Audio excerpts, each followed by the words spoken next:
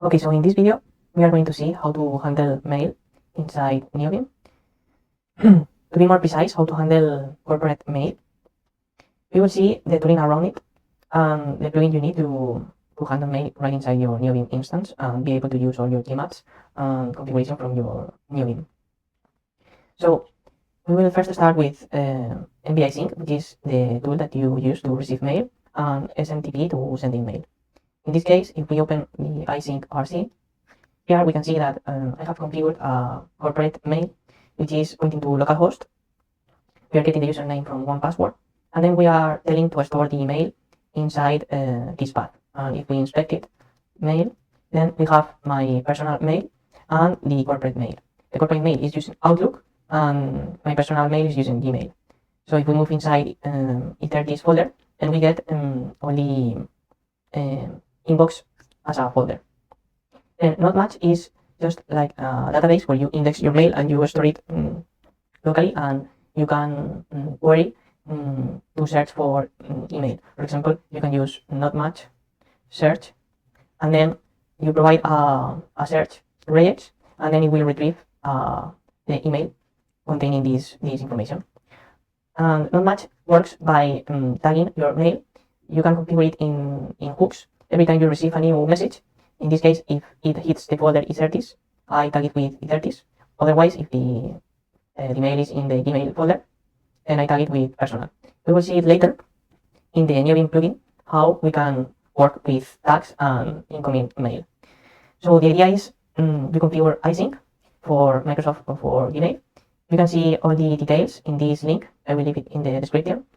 Here they provide background to configure for Outlook and also for mail. Well, in this case, they provide details for creating a Microsoft registration, but we will not do that because we don't have access to our corporate Microsoft Entra ID instance.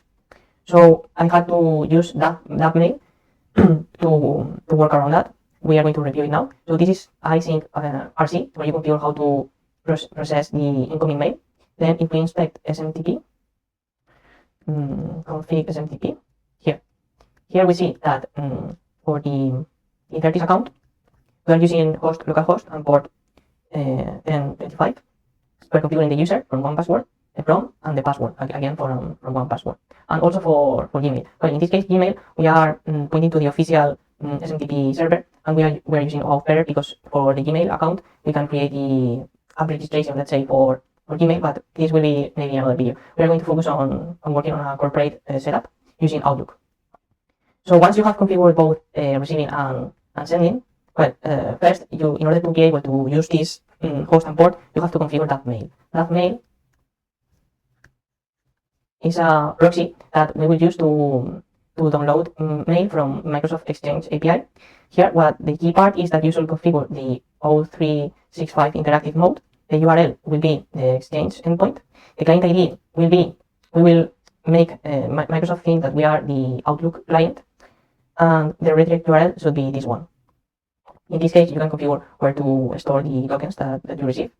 And then once you have this configured, then you have to either set up Davmail as a daemon or install the application, which you can see over here that we have all the ports open to receive and send mail on my machine. So once you have everything configured, then inside Neovim, what you can do is use a Neovim plugin, which is called Notmuch.nvim, which is a plugin to handle mail right inside Neovim. So you can inspect mails, reply to mails, compose mails, and everything else is right inside your Neovim instance, which is for me the most ergonomic way. Because again, there are also other alternatives, other TUI email clients. I have them listed here. I have tried them, all of them, but for me the most ergonomic way is to use mail inside your own Neovim instance. For example, Neomat, which is the one I would recommend because it's more advanced, a little bit more complicated to set up. We can see it in action here. It's not as ergonomic as I would like to, because here we have similar Gmaps like the one we are used to inside Neovim with Ctrl-D, Ctrl-U, for example, but it's not exactly the same because, well, if you reply to emails, you can set the edit editor to Neovim, and somehow you end up editing and replying inside a Neovim buffer, but it's not as ergonomic as being just inside your Neovim instance. And then what I do now is I have configured the Notmuch plugin which is maintained by Yusef, which is very active maintainer and very comprehensive and supportive. Okay, so we are going to see how to interact with Notmuch.nvim. In my case, if I press space, then I open the Notmuch tag list. Space is a command I have configured that at the end it will invoke Notmuch command. And here we can see all the email tagged as e30s. And we can run queries. For example, this one I run Notmuch search with tag inbox and read e30s and not tag GitHub. This is the new email I have for my e30s account. And in this case, if I open this message, this is a message I wrote to myself to see all the parts that it has. It has a text, HTML, an image, and a PDF. We can show all the parts of this email if we press A, and then we can, for example, open the image. We can also open the PDF. We can also save and view. And here, PDF, I use Satura to inspect it. And then also we can even view the HTML parts over here. And the mail simply consists of, here we are as a body of the email. And here we can see all the information of the email as well. In case it's a calendar invitation, we can inspect it with V. And here we will see when the calendar meeting will occur. And we could even potentially answer it and reply to it, either accepting the invitation or the invitation. And also the text HTML, we can see it in the browser, but we can also view it using a Neovim buffer, and it's using W3M or links under the hood. We can of course reply. In this case, if we just hit the R, capital R, then here we can reply to the mail, but we are not going to do this.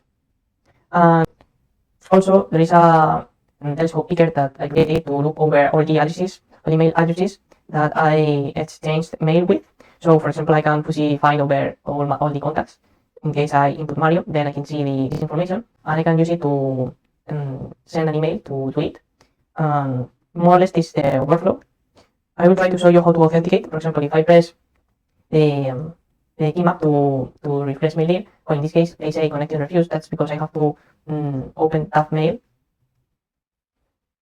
And then once it's opened, then if I press it again, okay, so maybe I have to wait a little bit. Okay, I think now it's up. And then if we press the sync mail, then it will prompt one password to authorize, and then it will be prompted to open the authentication. In this case, I am already authenticated with this account in the browser, so I have to simply just hit the continue button. In case we are not authenticated, it will prompt you for your password and a code, and you will authenticate the current workflow that you have. But in this case, the different part is that once you hit continue, then you have to go into the console and then copy this information and then paste it inside the authentication code. And then once you paste it, you send it. And then when it time out, then you have to try to sync the mail again.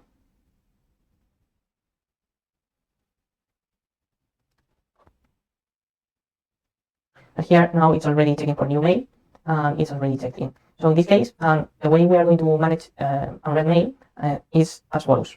Here, for example, this mail is unread. Here you can see the unread tab.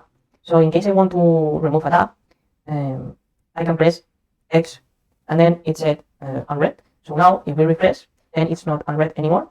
Still, as we haven't synced the mail, then we go to the browser inside the Outlook browser. We will see it's unread.